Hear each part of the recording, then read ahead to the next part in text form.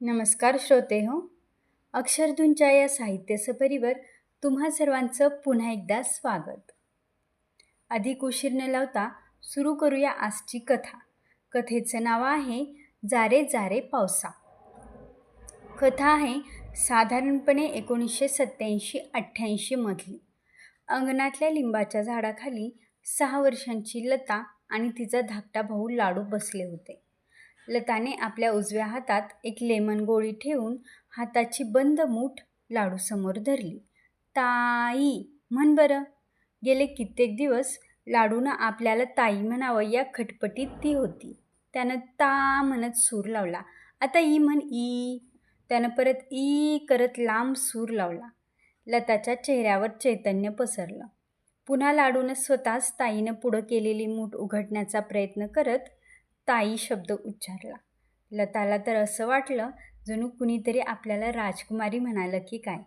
तिनं मूठ उघडली, त्यातली लेमन गोळी स्वतःच्या फ्रॉकवर ठेवली आणि तिची पुरचुंडी करून दातानं गोळीचे 2 तुकडे केले. त्यातला मोठा तुकडा अतिशय आनंदानं लाडूच्या तोंडात घातला आणि छोटा तुकडा स्वतःच्या तोंडात घातला. लाडू अतिशय गोड हसला. हे लताचं कुटुंब एका खेडेगावात राहायचं. तिथं घरदार होतं, पण हाताला काम मिळत नव्हतं. म्हणून ते कुटुंब 5-6 महिन्यापूर्वीच या बऱ्यापैकी सधन असलेल्या गावात स्थलांतरित झालं होतं. इथं कधीतरी येणं जाणं व्हायचं. थोड्याफार ओळखी पण होत्या, म्हणून लताच्या वडिलांना इथं राहणं योग्य वाटलं. त्यांना एका हॉटेलात काम मिळालं होतं. हॉटेल मालकाच्या ओळखीनंच एक ₹50 भाड्याचं घर पण मिळालेलं. आता त्याला घर कितपत म्हणावं हे देखील एक कोडच होतं म्हणा. म्हणजे बघा, हलक्या प्रतीच्या फळ्या जोडून तयार केलेलं एक आयताकृती घर. काही चांगल्या तर काही तांबरून छिद्र पडायला लागलेल्या पत्र्याच्या तुकड्यांचं छत. घरातल्या निम्म्या भागात फरशी आणि निम्म्या भागात सारवायची जमीन होती. एकच जमेची बाजू म्हणजे बाहेर प्रशस्त अंगण आणि अंगणात एक लिंबाचं मोठं झाड होतं. या परक्या गावात शेजारी पाजारी पण चांगले प्रेमळ मिळाले होते. जून महिना सुरू झाला. लता वडिलांना बापू म्हणायची. बापूंनी तिथल्या शाळेत लताचं ॲडमिशन केलं होतं. गावाकडच्या बालवाडीत ती 1-2 आई बऱ्यापैकी शिकली होती. आपल्या मुलीला भरपूर शाळा शिकवून स्वतःच्या पायावर उभी करायचं बापूंचं स्वप्न होतं. आई निरक्षर होती. खड्या आवाजात उभा 1, आडवे 2 असे म्हणणाऱ्या आपल्या लेकीचा तिला फार अभिमान वाटायचा. शाळेत जायचा पहिला दिवस उजाडला. लताला तर रात्रभर नीट झोपच लागली नव्हती. नवी शाळा, नवे शिक्षक, नव्या मैत्रिणी. रात्रभर ही नवलाई तिच्या भोवती फेर धरून नाचली होती. सकाळी अंघोळ वगैरे उरकून लता शाळेत जायला तयार झाली. पातळसर केसांच्या 2 कानांच्या वर 2 पुरचुंड्या बांधलेल्या. कपडे वाढती असावीत म्हणून बापूंनी चांगलाच मोठा फ्रॉक आणला होता. घोट्यापासून अगदी 4-5 बोटेच वरती. हडकुळ्या लताला तर तो चांगलाच ढगळ होत होता. त्याच्या बाह्या पण कोपऱ्यापर्यंत येत होत्या. लताला मात्र नव्या कपड्याच्या सुगंधानं मोहित केलं होतं. हडकुळ्या गालफुग्या लताचं रूपडंच बदलून गेलं. बापूंनी शाळेत न्यायला म्हणून प्लॅस्टिकचा डबा आणला होता. त्याच्या झाकणावर खाचेत बसवलेला चमचा पण होता. लतानं शाळेत जाताना मोठ्या मायेनं तो झाकणावरचा चमचा काढून लाडूला दिला. अंकलिपी, पाटी पेन्सिल ठेवलेली पिशवी पाठीवर टाकून लता शाळेत गेली. बाईंनी शाळेत गोष्टी सांगितल्या, नाचून गाणंही म्हणून दाखवलं. जिकडे तिकडे पाणीच पाणी, खळखळणारे झरे. आणि त्याचबरोबर पावसाचं असं काही रसभरीत वर्णन केलं की पाऊस एवढा सुंदर असतो हे लताला आज नव्यानंच कळलं. पाऊस आल्यावर मातीचा सुगंध पसरतो, शेतकरी आनंदित होतो, झाडं-झुडपं पाणी पिऊन तृप्त होतात आणि लहान मुलं पावसात भिजण्याची मजा लुटतात. हे सगळं आपले मूळचेच मोठे डोळे अजून मोठाले करून लता ऐकत होती.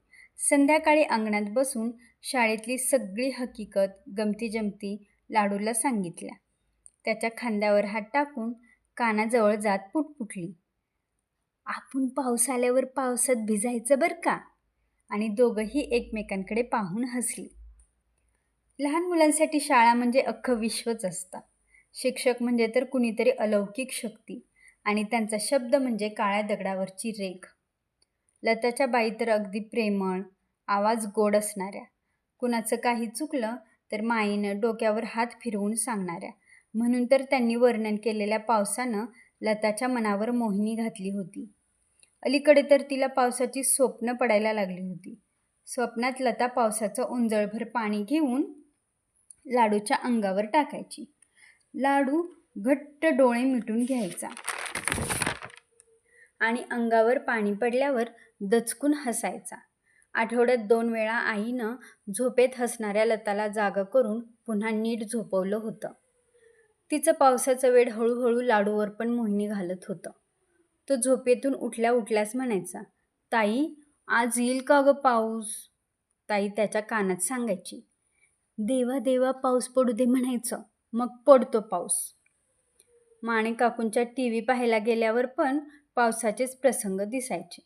कधी कधी संध्याकाळी लता पाटी पेन्सिल घेऊन लाडूला 1-2 शिकवायची.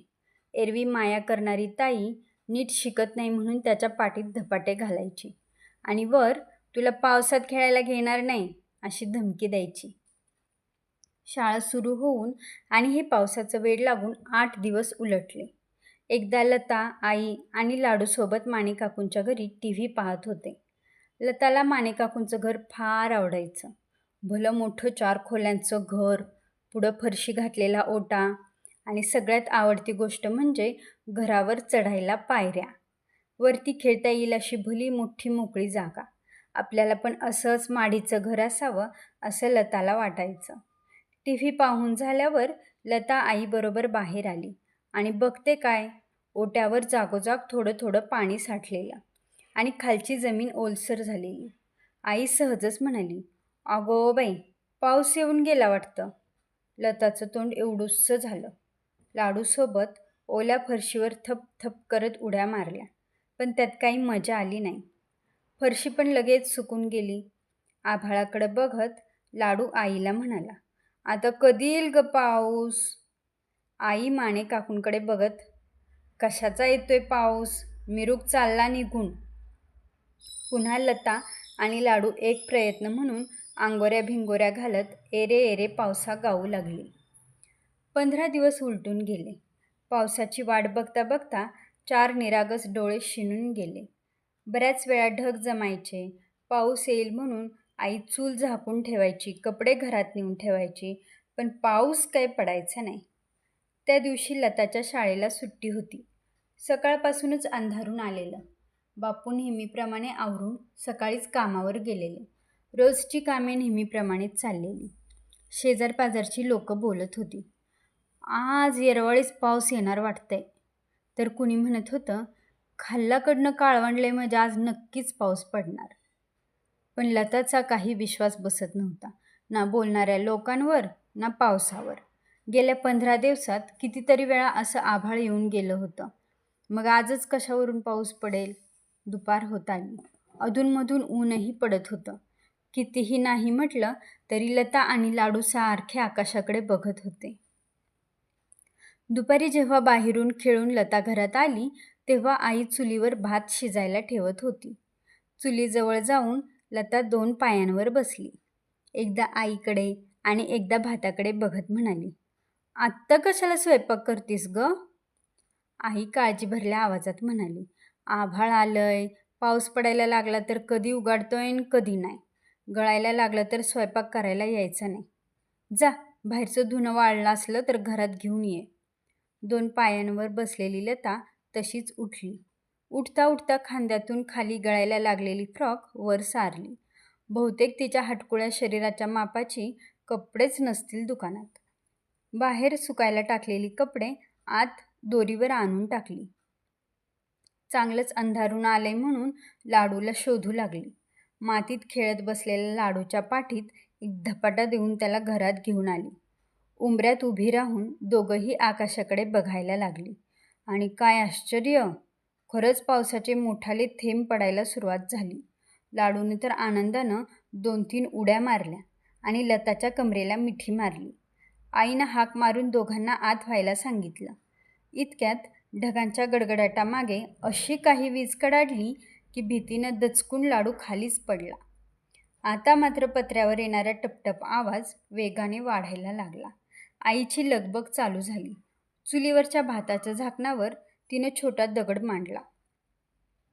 बघता बघताच पत्र्याच्या छिद्रातून पाणी यायला सुरुवात झाली. जिथं जिथं गळत होतं तिथं तिथं भांडी ठेवायला लता आईला मदत करू लागली. पावसाचा जोर वाढतच चालला होता. घरभर गळायला लागलं. भांडी मात्र संपून गेली. खाटेवर कोरडी जागा होती. लताला आणि लाडूला तिथं बसायला सांगून आईनं दरवाजा कसाबसा ओढून बांधला. आता वारा आणि पाऊस दोघांचा वेग एकमेकांना वरचढ होत होता. अधूनमधून मोठा आवाज करत कडाडणाऱ्या विजा अधिकच भीतीचं वातावरण निर्माण करत होत्या. भीतीनं घरट्यात मुरून बसलेल्या पाखरांसारखे लाडू आणि लता आईच्या कुशीत बसले होते. आता तर पावसानं जणू अक्राळ विक्राळ राक्षसाचं रूप घेतलेलं. जोराच्या वाऱ्यामुळं घराचा पत्रा एका बाजूनं उचलला जाऊन पुन्हा खाली आपटत होता. बाजूला लावलेल्या फळ्यांमधून वेगानं पाणी आत यायला लागलेलं. गळणाऱ्या ठिकाणी ठेवलेली भांडी कधीच भरून गेली होती. मघाशी आणून दोरीवर टाकलेली कपडे पुन्हा भिजून त्यातून पाणी निथळत होतं. वारंवार उचलल्या जाणाऱ्या पत्र्यातून पाऊस सरळ आत येत होता. त्यामुळे खाटेवरही कुठे कोरडी जागा उरली नव्हती. हळूहळू गळणाऱ्या ठिकाणी ठेवलेली सगळी भांडी वाहत वाहत दाराजवळ येऊन थांबली. भातावरचं झाकण आणि त्यावरचा दगड वाऱ्याने कधीच उडवून लावला होता. पातेलं भरून भात पण व्हायला लागलेला. आई निराश नजरेनं त्या भाताकडे पाहत होती. सगळं घर गढूळ पाण्यानं भरून गेलं होतं.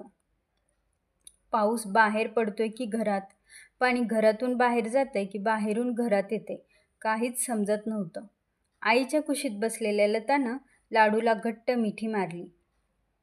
आईनं अश्रू रोखून धरले होते, पण लाडू आणि लता मात्र हमसून हमसून रडत होती. कामावर गेलेल्या वडिलांची लताला फार आठवण होत होती. एवढा मोठा पाऊस पडतोय. या पाण्यावर तरंगणाऱ्या भांड्यासारखेच बापू पण वाहत गेले नसतील ना. आता या असल्या पाऊस आणि वाऱ्यातून आपण जिवंत राहू का, की थोड्या वेळाने ही खाट पण पाण्याबरोबर अशीच व्हायला लागेल. आणि हा पत्रा वाऱ्याबरोबर उडून गेला तर आपलं काय होईल. लाडू तर किती लहान आहे. उडून वाहून गेला तर पुन्हा सापडेल का. लाडूचा विचार येताच लता त्या विचारांच्या भोवऱ्यातून बाहेर आली. लाडू भोवती घातलेली मिठी तिने अजूनच घट्ट केली. जणू तिला दाखवून द्यायचं होतं की मी लाडूला काहीही होऊ देणार नाही. आईकडे बघून रडत रडत तिने विचारलं, बापू कुठं असत्याल ग. भिजला असत्याल होय. लताचे डोळे पुसत आई म्हणाली, गप, रडू नये. आता थांबलच पाऊस, मग येत्याल बापू. रडणाऱ्या लाडूचे डोळे पुसून त्याच्या डोक्यावरून हात फिरवत लता म्हणाली, रडू नको आ. आई म्हणती पाऊस थांबल आता, मग बापू पण येत्याल. लाडूला मात्र लताच्या डोळ्यात बघता बघता आणखीनच रडू फुटलं. जीवनाच्या शाळेत नुकतंच पाऊल टाकलेल्या लताला या आजच्या प्रसंगानं बरंच काही शिकवलं. डोंगर दुरूनच साजरे दिसतात, प्रत्यक्षात मात्र त्यांचं रूप वेगळंच असतं. जीवनात आपण पाहिलेल्या स्वप्नांचे बंगले धडाधड कोसळतानाही बघावे लागतात. काळ आघात करताना वयोमानाचा कधीही विचार करत नाही. हळूहळू पावसाचा जोर ओसरला. घरात साठलेलं पाणी वेगाने कमी व्हायला लागलं. सगळ्या घरात चिखलाचा एकसारखा थर दिसायला लागला. इतक्यात कुणीतरी दार वाजवलं. आईनं उठून दार उघडलं. बाहेर माने काकू होत्या. घरातलं सगळं चित्र पाहून त्यांनाही वाईट वाटलं. लता आणि लाडूची हिरमुसली तोंड बघून काकूंनी त्यांच्या डोक्यावरून हात फिरवला. घरातली सगळी कपडे भिजली होती. काकूंनी लता आणि लाडूला स्वतःच्या घरातील कोरडी कपडे घालायला दिली. हळूहळू आकाशात सूर्य दिसायला लागला. इतक्यात पाठीमागे थोड्याशा अंतरावर असलेल्या काळ्यांच्या घराजवळ गोंगाट ऐकू आला. सगळ्यांनी तिकडेच धाव घेतली. तिथे एक भली मोठी बाबळ मुळासहित उपटून पडली होती. आईसोबतच लता आणि लाडू आश्चर्याने आणि काहीशा भीतीने त्या बाभळीकडे पाहत होती. थोड्याच वेळात लख्ख ऊन पडलं. इतका वेळ नदीसारखा वाहणारं पाणी कुठचं कुठं गायब झालं. घराघरातून लहान मुलं बाहेर येऊन खेळायला पण लागली. अंगोऱ्या भिंगोऱ्या घालत ए रे पावसा तुला देतो पैसा असं म्हणायला लागली.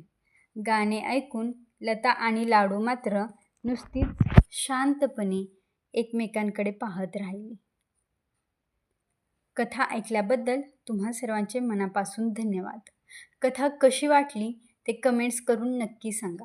पुन्हा एकदा तुमचे खूप खूप आभार.